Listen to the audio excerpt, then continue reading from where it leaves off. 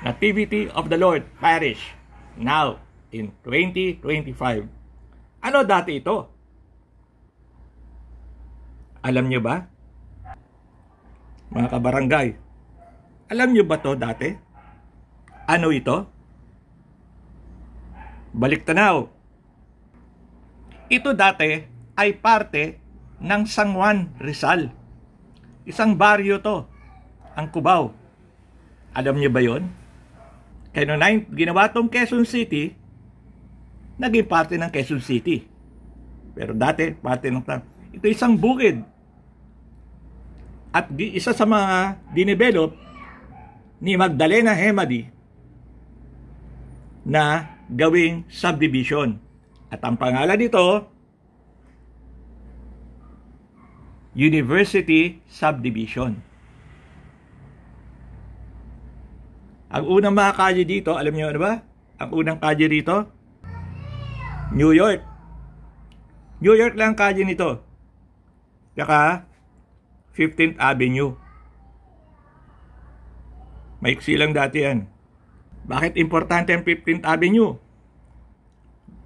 This would end up sa Camp Murphy. Okay? Kaya ang dulo nito, Santolan. Ano ang Aurora Boulevard doon? Hindi Aurora Boulevard yan. 1949 lang ipinangalan yan para doon sa yumaong Aurora, Aragon, Quezon na pinatay sa ambush kasama yung mayor ng Quezon City, si Mayor Bernardo at iba pang mga kasama niya at anak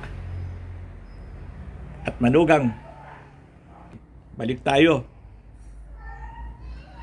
So ginawa itong 1938 o 37, binebenta ng mga lote rito pero wala yata bumibili. Kasi liblib na po to. So itong Aurora Boulevard, dati yan, Infanta Marikina Road or Highway 53. Kaya ito, Highway 54 to. Hanggang 1958 yata o 59. Pero unang pangalan nito, alam niyo no? North-South Circumferential Road. Tapos, naging, alam niyo ang pangalan,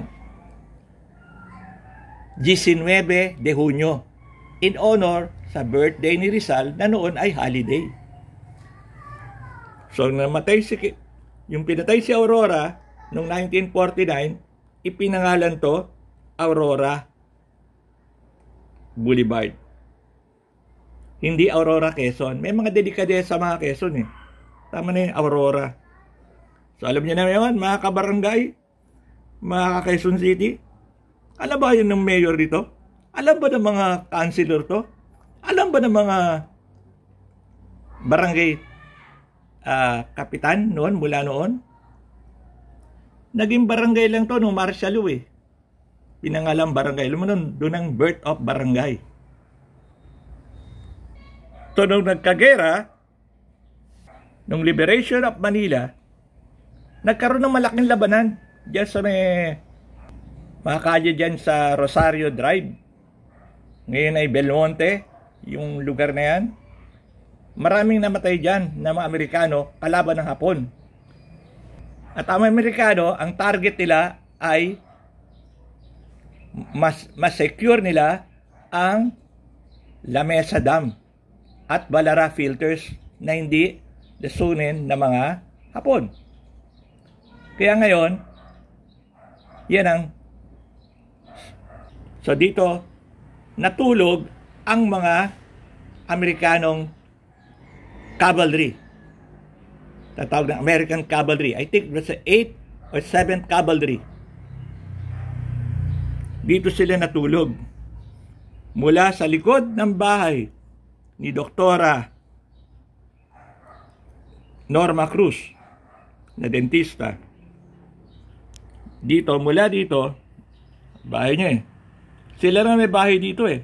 Walang bahay dito. Sila lang nag-iisa. Pili mo kaya dyan pa yung bahay nila eh. Sa babae nila. Banda rito. Mula sa likod ng bahay raw nila ay makikita puro tent. Lahat ito tent. Tandaan nyo, wala pang kalye rito ha. Mga kalye lang dito, Cambridge tsaka Imperial. Wala yung mga kalye na ito. Ang kalye lang dito ay New York. New York ha, hindi New York City, New York, Cubao. Tsaka 15th Avenue. Ayan. Tsaka ito yung Marikina Infanta Road.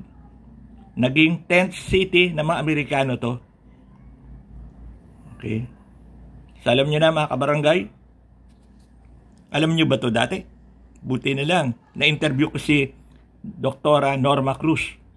Na dati siya ay isang lector, commentator dito sa aming simbahan na itinayo noong 1982 na TBT of the Lord Parish, Cubao.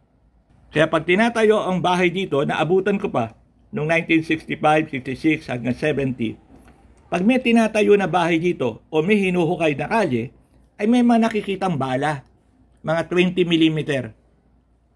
Mga 20 mm. Maliliit lang siya. Siguro parang kamay mo ang haba pero ganyan kakapal ang ano, ganyan kalapal.